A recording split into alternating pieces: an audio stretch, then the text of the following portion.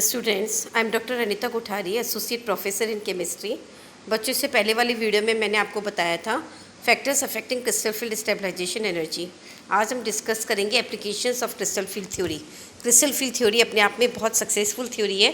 उसकी सबसे पहली एप्लीकेशन ये है कि with the help of crystal field theory we can explain the magnetic properties of the complexes, यानी इसकी सहायता से हम संकुलों के चुंबकीय गुणों को समझा सकते हैं।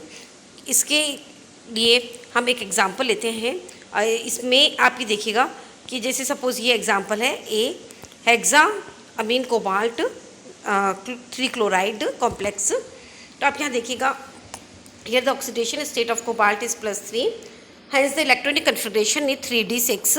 Since ammonia is a strong field ligand, so all electrons get paired, so the configuration is T2G6 Eg0. तो आप यहाँ देखेंगे कि since all the electrons are paired, तो इसका जो अनपेयर्ड इलेक्ट्रॉन है एक भी नहीं है, इसलिए इसका चुंबकीय आघूर्ण का मान क्या होगा, 0 होगा। तो इस तरह से आप देखिए कि with the help of crystal field theory उसकी ज्योमेट्री को देख के, लिगेंड के टाइप को देख करके हम ये बता सकते हैं कि कितने अयुग्मित इलेक्ट्रॉन हैं, और उस अयुग्मित इलेक्ट्रॉन को हम स्पिन ऑनली फार्मूला कौन सा है आपका,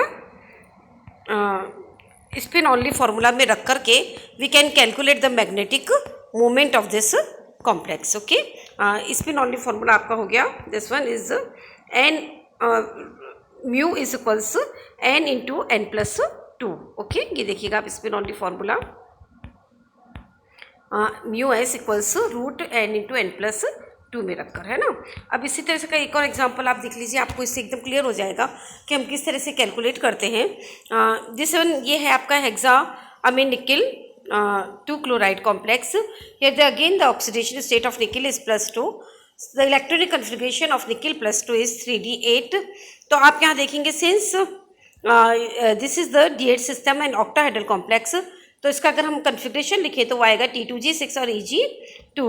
तो देयर आर 2 अनपेयर्ड इलेक्ट्रॉन्स। जब हम यहाँ पुटअप करते हैं तो we get the value of the magnetic moment equals to 2.82।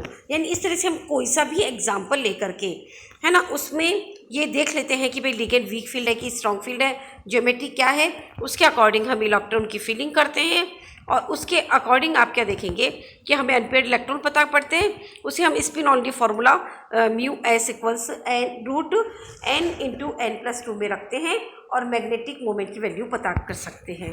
दूसरा जो इम्पॉर्टेंट एप्लीकेशन है वो क्रिस्टल फील्ड थ्योरी की, वो है the explanation of the colour and respect of the complex. We can explain the color in respect of the complex with the help of the crystal field theory. अगर कोई भी complex सारे की सारी light को एब्जॉर्व करता है तो हम कहते हैं कि वो हमें ब्लैक दिखाई देता है। क्यों? क्योंकि जो रिफ्लेक्ट होकर लाइट आ रही है वो कुछ भी नहीं है। इसी तरह से अगर कोई कॉम्प्लेक्स सारी की सारी लाइट को रिफ्लेक्ट कर देता है और एब्जॉर्व कुछ भी नहीं करता तो वो हमें वाइट दिखाई देता है। अगर कोई कॉम्प्लेक्स कुछ पार्ट एब्जॉर्ब करता है, कुछ पार्ट रिफ्लेक्ट करता है, तो जो लाइट वो रिफ्लेक्ट करता है वही उसका कलर होता है और उसे हम कहते हैं कॉम्प्लीमेंट्री कलर। ओके, तो इस तरह से अगर आप देखेंगे तो यहाँ पर मैंने एक आपको चार्ट दिया, ये देखिएगा। इस चार्ट में आप देखेंगे कि जो एब्जॉर्ब करते हैं लाइट वो उसका कलर नहीं होकर के, बल्कि वो जो रिफ्लेक्ट करता है वही उसका कलर होता है ना। तो आप देखिएगा ध्यान से, 1 मिनट, जस्ट वो टेबल आ ही रही है, ये देखिएगा, है ना। यहाँ पे वॉयलेट कलर को जैसे एब्जॉर्ब किया है तो जो रिफ्लेक्ट कलर है वो येलो ग्रीन है, अगर ब्लू एब्जॉर्ब किया है तो रिफ्लेक्ट कलर येलो है ना। तो जो रिफ्लेक्ट होता है कलर वही कॉम्प्लीमेंट्री कलर होता है, जिसको हम हिंदी में पूरक रंग कहते हैं, और वही उसका कलर होता है। संकुलों में जो कलर होता है उसके 2 कारण होते हैं, एक होता है डी ट्रांजिशन और दूसरा होता है आवेश स्थानांतरण संक्रमण।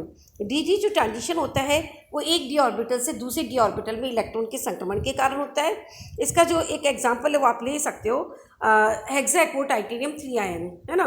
इसमें टाइटेनियम की ऑक्सीडेशन स्टेट +3 होती है, so it is having only 1 D electrons in 3d orbital. So this electronic configuration of this complex is T2G1 Eg0। अब ये क्या करता है, विजिबल रीजन से 5000 एंगस्ट्रॉम पर येलो ग्रीन लाइट को एब्जॉर्ब करता है and get excited into Eg orbital, so the configuration becomes T2G0 Eg1। Okay, अब क्या होता है, जो ये सिंस येलो और ग्रीन लाइट को एब्जॉर्ब करता है जबकि रेड और ब्लू लाइट को रिफ्लेक्ट करता है, वो मिल करके इसको वॉयलेट कलर देते हैं, hence the colour of this complex is violet. Okay, अगर आप इसका देखेंगे तो the value of del comes to be 20,000 centimetre 300 centimetre inverse. इसका आप स्पेक्ट्रा देखिएगा, this spectra of this hexaaqua titanium 3 ion. हाँ, यहाँ पर आप देखिए we are getting a maximum at 5,000 angstrom, और जिसके करस्पॉन्डिंग वेव नंबर है 20,000 सेंटीमीटर इनवर्स पे। ओके, द सेकेंड एक चीज़ और जो मैं कहना चाहूँगी कि जनरली अगर सारे फैक्टर समान हो, अगर लिगेंड सेम हो और मॉलिक्यूल की ज्योमेट्री सेम हो, तो ये ऑब्जर्व किया गया कि जो कलर डीएन कन्फिग्रेशन का होता है वही कलर D10-N कन्फिग्रेशन का भी होता है। जैसे D0 D10 वाले जो संकुल होते हैं वो सामान्यतः कलरलेस होते हैं, क्योंकि इसमें DT ट्रांजिशन संभव नहीं होता है। इस तरह से बहुत सारे और भी फैक्टर्स हैं जो कि डेल की वैल्यू को प्रभावित करते हैं, और जो फैक्टर डेल की वैल्यू को प्रभावित करते हैं वो उसके रंग को भी प्रभावित करते हैं। इसका बहुत ही अच्छा सा एग्जांपल ये कोबाल्ट के कॉम्प्लेक्सेस आप देखिएगा कि कलर की इंटेंसिटी में कितना फ़र्क है। तीनों कॉम्प्लेक्सेस में कोबाल्ट की ऑक्सीडेशन स्टेट +3 है, लेकिन जब हम वाटर लिगेंड लगाते हैं तो हरा नीला रंग है, अमोनिया लगाते हैं तो नारंगी है, और जब साइनाइड लगाते हैं तो पीला हरा है। ओके, सिमिलरली जो नीचे दो कॉम्प्लेक्स दिए हैं उनमें कोबाल्ट की ऑक्सीडेशन स्टेट +2 है। ओके, लेकिन वाटर के साथ गुलाबी कलर है क्योंकि ऑक्टाहेड्रल कॉम्प्लेक्स है, और अगर क्लोराइड अगर हम लगा रहे हैं तो ये टेट्राहेड्रल है और इसका कलर गहरा नीला होता है। ओके, इसी तरह से अगर हम वाटर की जगह नाइट्रोजन युक्त लिगेंड ले ले तो कलर की तीव्रता भी बढ़ती जाती है। जैसे कॉपर में अगर हम 6 वाटर लिगेंड ले रहे हैं तो इट इज़ ब्लू, अगर हम 6 वाटर में से 4 को रिप्लेस कर दें अमोनिया से, इट बिकम्स डार्क ब्लू, और अगर हम 4 अमोनिया की जगह 2 इथिलीन डायमीन लगवा लें इसी कॉम्प्लेक्स में, देन कलर और भी ज़्यादा गहरा नीला हो जाता है। ओके, सिमिलरली आप ये देखिए निकल के हेक्सा एक्वा निकल 2 कॉम्प्लेक्स में the colour of this complex is green. When we replace all water molecules with ammonia it becomes blue, and if we replace all ammonia with ethylene diamine then colour becomes dark blue. यानी जो colour की तीव्रता है वो ligands पे निर्भर कर रही है। इथिलीन डायमीन के साथ बहुत गहरा रंग है, अमोनिया के साथ थोड़ा कम गहरा है, और वाटर के साथ और भी कम गहरा है। संकुलों में रंग का दूसरा कारण होता है चार्ज ट्रांसफर ट्रांजिशन या चार्ज आवेश स्थानांतरण spectra. For example potassium permanganate, potassium dichromate, ये सब क्या होते हैं, इनमें जो मेटल होती है उनके पास एक भी डी इलेक्ट्रॉन नहीं होता है ना। इसका मतलब इनमें डी संक्रमण संभव नहीं है। तो ये जनरली आवेश स्थानांतरण संक्रमण दर्शाते हैं, जिसमें लिगेंड के भरे हुए कक्षक से इलेक्ट्रॉन मेटल के खाली कक्षक में जाते हैं, और इस प्रकार के स्थानांतरण को हम ligand to metal charge transfer कहते हैं। ओके, जनरली जो चार्ज ट्रांसफ़र होता है वो मेटल के ऑक्सीडेशन स्टेट पर भी निर्भर करता है। यहाँ पर आप देखिए टाइटेनियम +4, वेनेडियम +5, क्रोमियम +6, मैग्नीज +7, सब में एक भी डी इलेक्ट्रॉन नहीं है। लेकिन यहाँ पर क्योंकि ऑक्सीडेशन स्टेट लगातार बढ़ रही है, इसलिए रंग की तीव्रता भी बढ़ती जा रही है, क्योंकि चार्ज ट्रांसफ़र लिगेंड से मेटल चार्ज ट्रांसफ़र बहुत आसानी से होता है। यही कारण है कि जहाँ टाइटेनियम +4 कलरलेस है, वेनेडियम +5 ऑरेंज येलो कलर का है, क्रोमियम +6 ऑरेंज है, जबकि मैग्नीज +7 वॉयलेट कलर का है।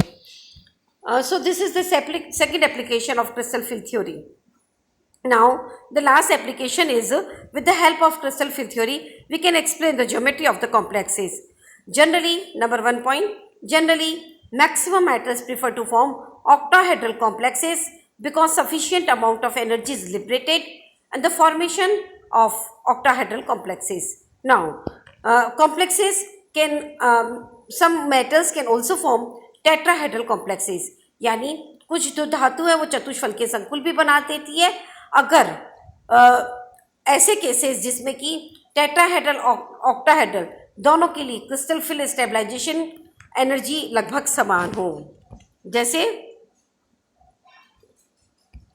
फॉर एग्जांपल अगर लिगेंड वीक फील्ड हो, मेटल की ऑक्सीडेशन स्टेट कम हो और डेल का मान लगभग 0 हो, जैसे D0 कन्फिग्रेशन, D5 और D10 कन्फिग्रेशन में, या D1 या D6 विन्यास जिनके लिए डेल का मान ऑक्टाहेड्रल और टेट्राहेड्रल में लगभग समान हो, तो ऐसे में चतुष्फलकीय संकुल भी बन जाता है। ओके, D8 विन्यास वाली जो मेटल्स होती हैं वो स्ट्रॉन्ग फील्ड के अंदर स्क्वायर प्लेनर कंपाउंड बनाती हैं क्योंकि डेल Sp का मान बहुत ज़्यादा होता है। D9 विन्यास वाले जो मेटल्स होती हैं जैसे कॉपर +2 वो ऑक्टाहेड्रल के स्थान पर टेट्रागोनली डिस्टॉर्टेड कॉम्प्लेक्स बनाती हैं जिसमें मेटल लिगेंड बंद XY एक्सिस पर तो छोटा होता है जबकि Z एक्सिस पर 2 मेटल लिगेंड बंद लंबे होते हैं। और इस तरह से जो विकृत ऑक्टाहेड्रल कॉम्प्लेक्स बनती हैं इससे T2G और EG कक्षकों का फिर से स्प्लिटिंग हो जाती है और डेल का मान बढ़ जाता है और इसीलिए क्रिस्टल फील्ड स्टेबलाइजेशन एनर्जी भी बढ़ जाती है जिसे हम जॉन टेलर इफेक्ट कहते हैं। So these are the applications of crystal field theory. मैं एक बार फिर से कंपाइल करती हूँ। With the help of crystal field theory we can explain the magnetic property of complex, number 1. Number 2, we can explain the color and spectra of the complexes. Number 3, we can explain the geometry of the complex. Okay, so this is all about application part of CFT. In my next video I will explain you the limitations of crystal field theory. Okay, thank you so much.